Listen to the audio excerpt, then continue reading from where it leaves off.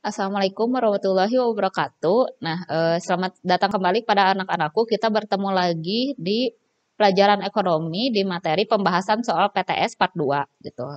Bagi yang belum menonton soal PTS, pembahasan soal PTS Part 1, silahkan tonton dulu videonya karena ini sambungannya ya. Terus itu sangat bermanfaat sekali, sangat berfaedah sekali untuk kalian kalau kalian menonton video ini. Kenapa? Karena soal-soal yang ibu gunakan itu selalu digunakan kembali gitu di PAT atau PAS berikutnya gitu. Jadi soal ini kemungkinan besar akan selalu muncul lagi gitu. Nah, agar kalian tahu bagaimana cara untuk mengisinya, jadi kalian harus tonton dulu pembahasan soal PTS Part 1. Nah, kita langsung aja masuk ke materinya, pembahasan soal PTS Part 2. Kita masuk ke nomor 11 ya. Kan kemarin udah 1 sampai 10, sekarang nomor 11. Ya, ini dia soalnya. Di sini soalnya itu nomor 15, tapi kalau di Google Form kalian itu soalnya nomor 11 sebenarnya ya, soalnya nomor 11. Nah, soal nomor 11 itu mengenai daerah Jepara terkenal sebagai daerah penghasil ukiran berbagai perlengkapan rumah tangga. Bahkan sudah menembus pasar internasional. Nah, berarti kita ketahui bahwa usaha ini sangat maju ya. Itu yang harus digarisbawahi yang pertama. Di sisi lain menghasilkan banyak limbah kayu dari kegiatan tersebut. Pak Budi memanfaatkan limbah tersebut sebagai bahan pembuatan kerajinan replika. Kegiatan yang dilakukan oleh Pak Budi merupakan pemecahan masalah pokok ekonomi modern adalah, nah, masih ingat ya bahwa masalah pokok ekonomi itu yang ada what, how, yang kayak gitu. Itu masalah pokok ekonomi modern. Nah, berarti masalah pokok ekonomi modern apa yang dipecahkan oleh Pak Budi dari kegiatannya Pak Budi? Tadi kan masalahnya di sini menghasilkan banyak limbah kayu. Nah, ini bisa jadi apa nih limbah kayu? Nah, Pak Budi memanfaatkan limbah tersebut sebagai pembuatan kerajinan replika. Kita lihat ya pilihannya.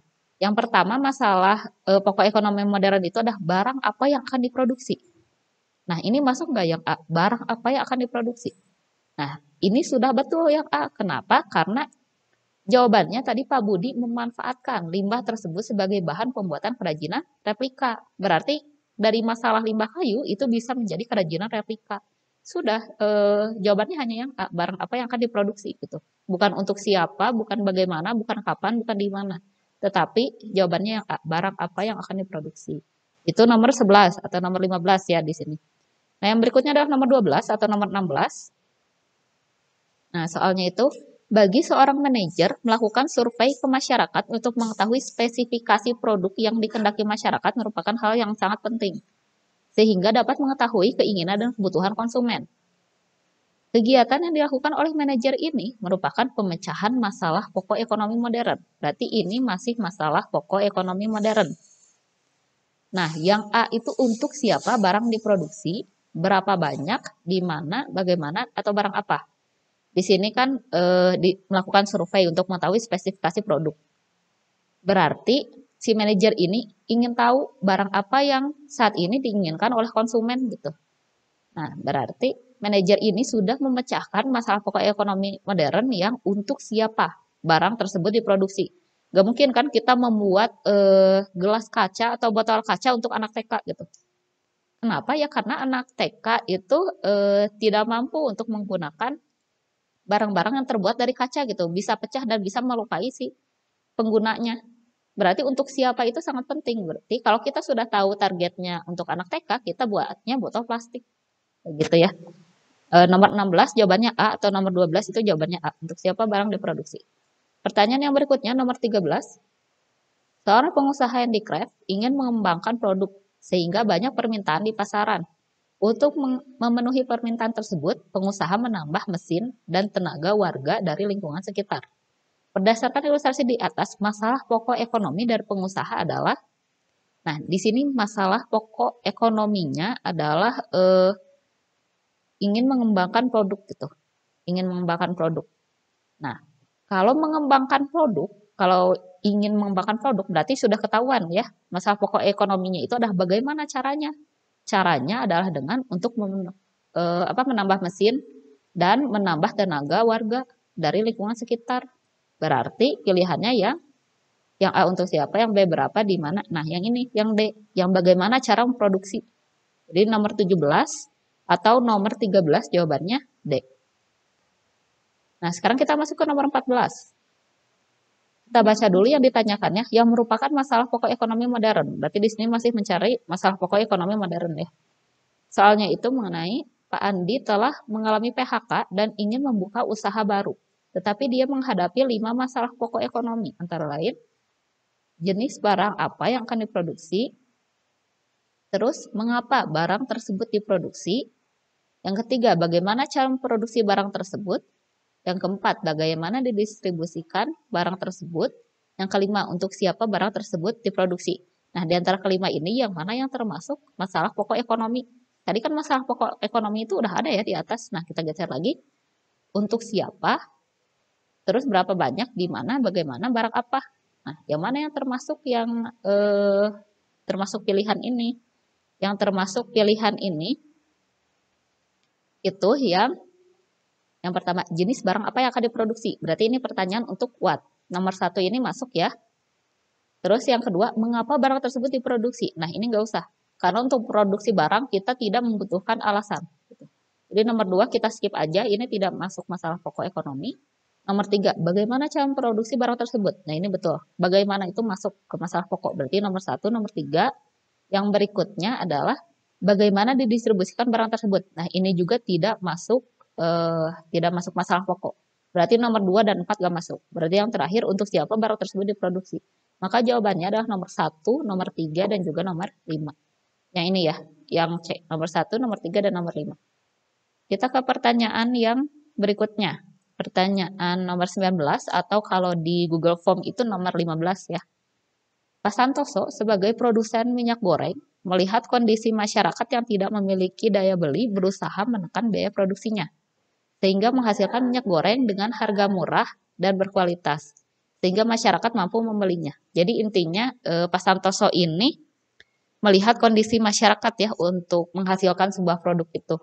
Dari ilustrasi di atas yang merupakan masalah pokok ekonominya adalah, nah untuk nomor 19 ini, untuk siapa barang diproduksi, berapa, di mana, bagaimana, atau barang apa.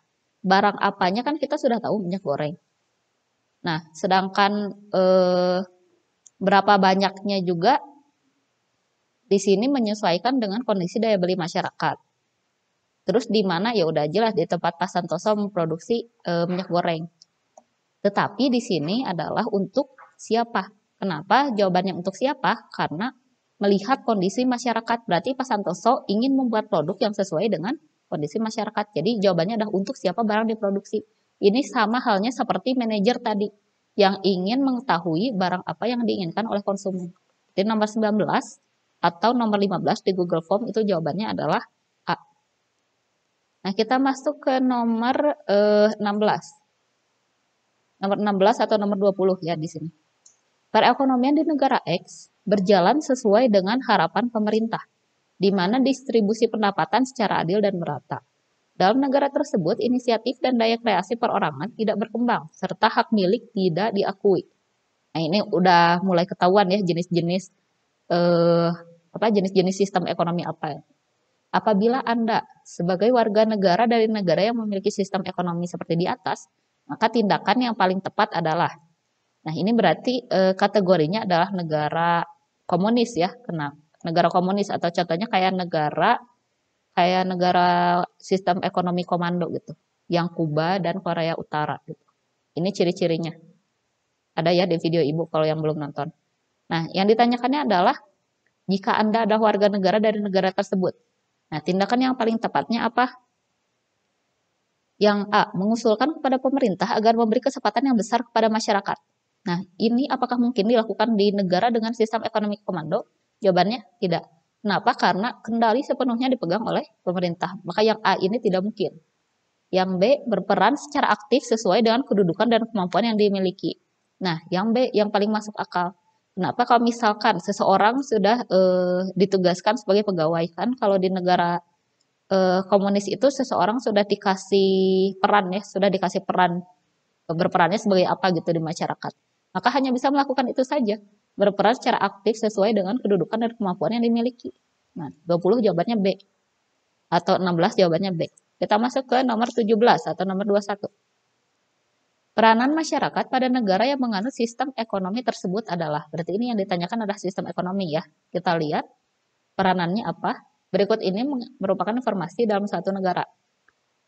Tercapainya efisien dan efektivitas dalam melakukan produksi. Oke, yang pertama. Yang kedua, memungkinkan terjadinya monopoli yang merugikan masyarakat. Nah, ini udah kelihatan ya sistem ekonominya, sistem ekonomi apa. Dari ciri-ciri kedua ini, yaitu sistem ekonomi pasar atau ekonomi bebas. Yang ketiga, terjadinya kesenjangan ekonomi akibat distribusi pendapatan tidak merata. Ya, kalau ini udah jelas ya. Karena sistem ekonominya bebas, yang kaya semakin kaya, yang miskin semakin miskin. Yang berikutnya, individu bebas berekonomi sesuai keahlian dan keterampilannya. Nah, kita lihat yang termasuk kepada sistem ekonomi bebas peranan masyarakatnya mencari keuntungan sebesar-besarnya tanpa melihat peraturan yang berlaku. Nah, ini bisa saja dilakukan, tetapi ini tidak etis ya. Berarti nomor A salah. Yang B mengikuti segala peraturan dan petunjuk dari pemerintah dan kegiatan ekonomi. Yang ini jawabannya salah. Kenapa? Karena pemerintah tidak ikut andil dalam sistem perekonomian bebas. Yang ketiga, memiliki sebanyak mungkin faktor produksi untuk menyejahterakan keluarga. Yang ini juga kurang ya, kenapa? Karena ya tadi, memiliki sebanyak mungkin faktor produksi itu kan membutuhkan banyak modal gitu. Jadi terkadang tidak bisa dilakukan oleh satu pihak saja. Yang berikutnya adalah mengeksploitasi ide dan kreativitas dan meningkatkan produktivitas kerja. Nah, ini jawaban yang paling bagus itu adalah yang D. Mengeksploitasi ide dan kreativitas dan meningkatkan produktivitas kerja. Nah, kan Ibu pernah bilang ya bahwa salah satu keunggulan dari sistem ekonomi bebas itu adalah setiap orang boleh mengeluarkan ide dan kreativitasnya dalam perekonomian gitu. Jadi bisa melakukan perekonomian sebebas-bebasnya. Berarti jawabannya adalah yang D. Itu nomor 21 atau nomor 17. Yang berikutnya adalah nomor 18 atau nomor 22. Di sini yang ditanyakannya adalah ciri-ciri dari negara X ya. Sistem ekonominya apa?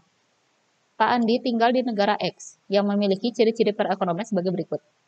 Setiap orang bebas memiliki barang, termasuk barang modal. Aktivitas ekonomi ditujukan untuk memperoleh laba. Persaingan dilakukan secara bebas. Nah, kalau yang nomor 22 ini sama seperti yang nomor 21, yaitu sistem ekonomi pasar. Berarti jawabannya adalah yang A. Nah, kita masuk ke nomor 19 atau nomor 23. Berikut ini yang merupakan sistem ekonomi terpusat adalah. Jadi sistem ekonomi terpusat itu sistem ekonomi seperti apa? Tadi udah Ibu bahas ya. Yang pertama, masyarakat bersifat kekurangan, produsen memproduksi apabila dibutuhkan, semua sektor perekonomian dikuasai oleh negara, faktor produksi dikuasai oleh produsen dan negara, adanya persaingan bebas dan monopoli. Nah, jawabannya adalah yang C, semua sektor perekonomian dikuasai oleh negara. Jadi sistem ekonomi terpusat ini adalah nama lain dari sistem ekonomi komando. Tadi kan Ibu sudah bahas yang Kuba dan Korea Utara itu adalah salah satu ciri sistem ekonomi komando. Yang ini, yang semua sektor perekonomian dikuasai oleh negara. Yang berikutnya, nomor 20 atau nomor 24 ya kalau di sini. Negara yang menganut sistem ekonomi campuran yang merupakan perpaduan antara sistem ekonomi komando dan sistem ekonomi pasar, pembangunan ekonomi dilakukan bersama-sama antara pemerintah dan swasta. Kegiatan ekonomi dilakukan oleh masyarakat dan juga pemerintah. Potensi, inisiatif, dan daya kreasi masyarakat dikembangkan sepanjang tidak merugikan kepentingan umum. Salah satu peran pemerintah dalam sistem ekonomi di atas adalah, nah kalau masyarakat kan kita sudah tahu bahwa perannya itu adalah untuk apa ya namanya? Jadi perannya itu kalau masyarakat itu untuk melakukan kegiatan ekonomi gitu sebebas-bebasnya. Sedangkan pemerintah hanya ikut membatasi saja, membatasi sedikit pergerakan masyarakat agar tidak terlalu memonopoli gitu. Nah, di sini yang ditanyakan kan peran pemerintah dalam sistem ekonomi campuran. Yang pertama itu memiliki monopoli dalam perekonomian. Nah, yang ini salah karena yang A itu adalah ciri dari sistem ekonomi komando. Yang kedua, berperan dominan dalam bidang ekonomi. Yang ketiga, ini juga salah ya, yang nomor 2 salah. Yang ketiga, membatasi munculnya kreativitas warga negara. Yang ini juga salah. Yang keempat, memberi kebebasan melakukan kegiatan ekonomi.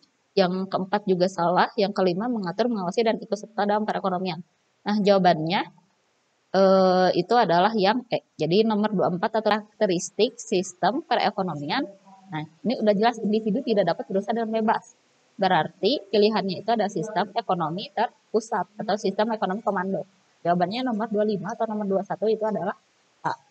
Yang berikutnya, nomor 22 atau nomor 26. Salah satu ciri sistem ekonomi tradisional adalah masyarakatnya masih belajar cara berdagang, anggota masyarakatnya memproduksi barangnya hanya untuk diri sendiri. Ini udah langsung aja jawabannya itu yang B gitu. Anggota masyarakatnya memproduksi barang hanya untuk diri sendiri gitu.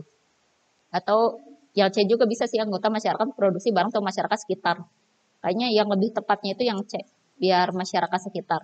Nah, masyarakat sekitar di sini konteksnya itu tidak luas ya, mungkin hanya satu desa, satu suku gitu. Jadi tidak terlalu besar satu kota itu enggak. Kalau sistem ekonomi tradisional, ya ini jawabannya yang C. Anggota masyarakat produksi barang untuk masyarakat sekitar. Nah, yang berikutnya nomor 27. Salah satu ciri khas sistem ekonomi pasar adalah. Nah, tadi kalian sudah mendengar tentang sistem ekonomi pasar ya. Yang pertama, diterapkan di banyak negara. Sepertinya ini kurang tepat ya, karena tidak semua negara menerapkan ekonomi pasar. Tidak banyak juga yang menerapkannya. Yang berikutnya, harga diserahkan pada sistem mekanisme pasar. Harga diserahkan pada sistem mekanisme pasar.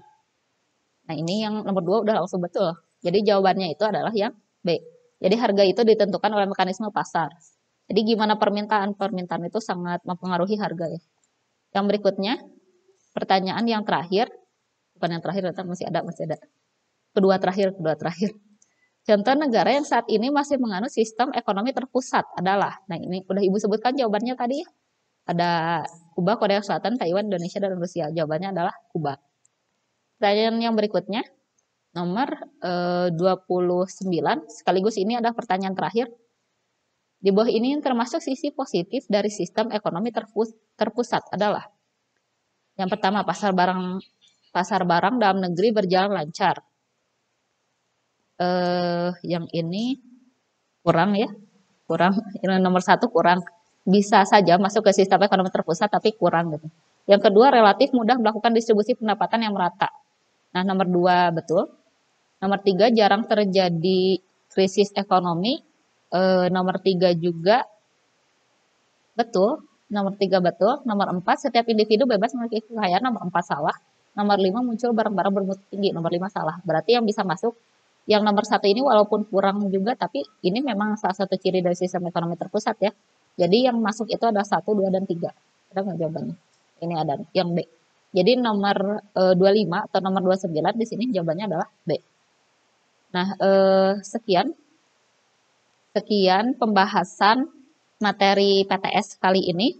Terima kasih yang sudah menyimak video ini. Pelajari terus soal-soalnya ya, karena soal-soal dari Ibu itu selalu muncul gitu. Soal Ibu itu sebenarnya nggak sulit ya, tapi selalu muncul gitu. Jadi sering dipelajari ya. Terima kasih sudah menonton video ini. Sampai jumpa di video pertemuan yang berikutnya. Kalau misalkan kalian masih bingung atau ada yang ingin ditanyakan, silahkan tuliskan saja di kolom komentar postingan Classroom ini. Terima kasih. Wassalamualaikum warahmatullahi wabarakatuh.